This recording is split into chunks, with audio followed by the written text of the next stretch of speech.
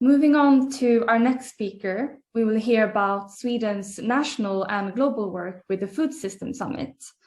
And I want to welcome Marija Milivojevic. She's the Deputy Director and responsible for FAO at the Ministry of Enterprise and Innovation in Sweden. The screen is yours, Marija. Well, thank you very much, Alice, and thank you for that introduction. I have been asked to talk to you a little bit about our pathway for sustainable food systems and to give you an overview of our work towards sustainable food systems. So next slide, please. I'm sure everyone here in this room is aware that there was a Food Systems Summit in September 2021. And one of the preparatory work that was done for the summit were a number of dialogues leading to pathways for sustainable food systems. So the idea was to have this as a preparation for the summit, but this process continues to be active, and there are actually weekly meetings in order to promote the pathways and to help countries implement them. So this work still continues even though the actual summit has already had taken place.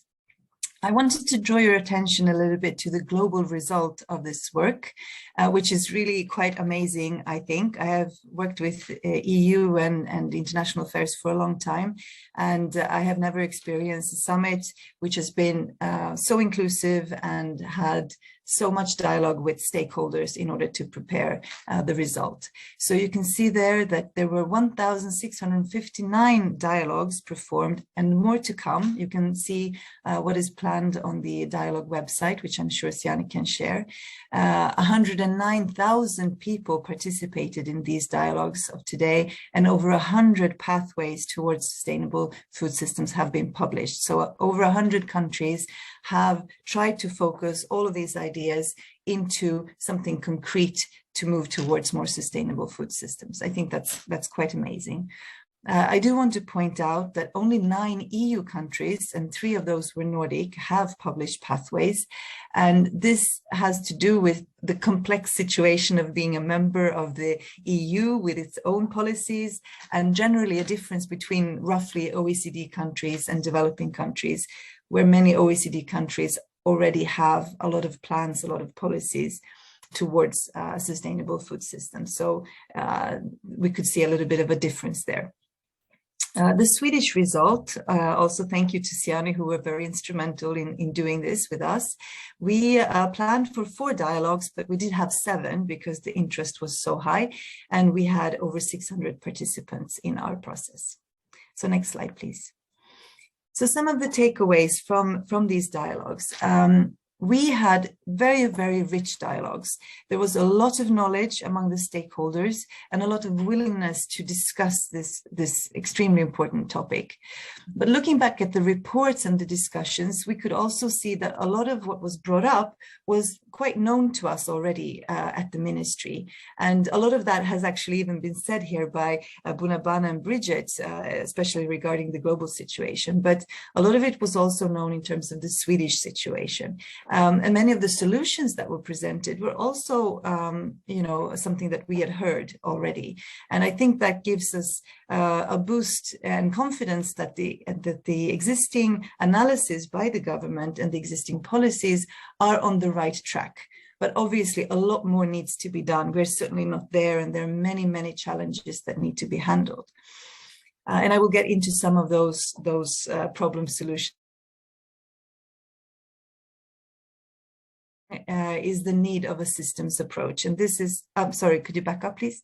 Yes, the need of a systems approach. And this is a huge challenge, and maybe we'll touch upon that a little bit later. Also, better communication. We could see stakeholders asking for measures that are actually already existing.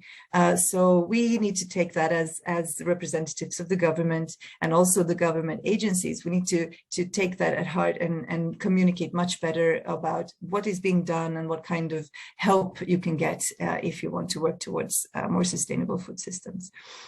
Another takeaway, which we thought was really important, was the need for a better science policy interface, or science policy practice interface even, on all levels, and going very much down also on the farm level. So the farmers' possibilities to gain new knowledge, gain scientific results, innovation, and apply them to their work.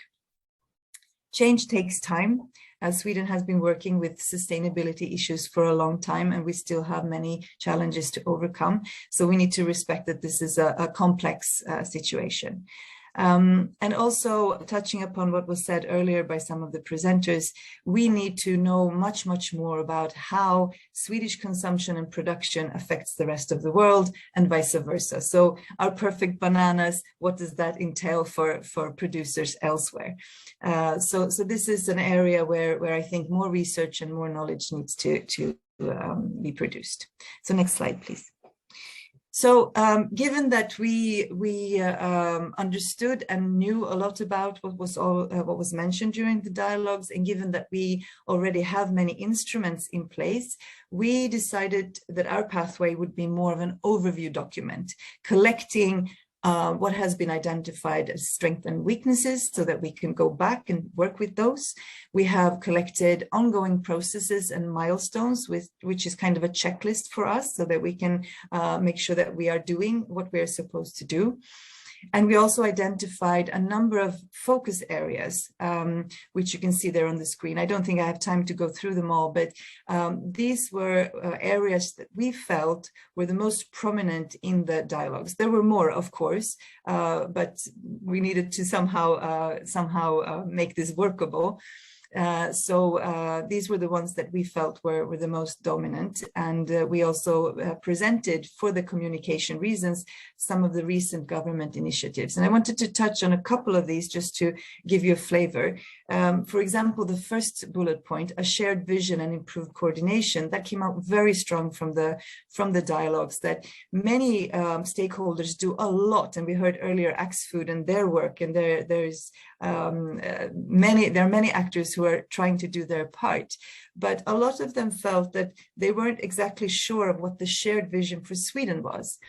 And this is, of course, extremely difficult, but there is a mission given to government agencies to try to describe this vision and try to describe how we can improve coordination. And the report will come a little later this spring, and then we will take that at heart and work with that and to see if we can meet those demands.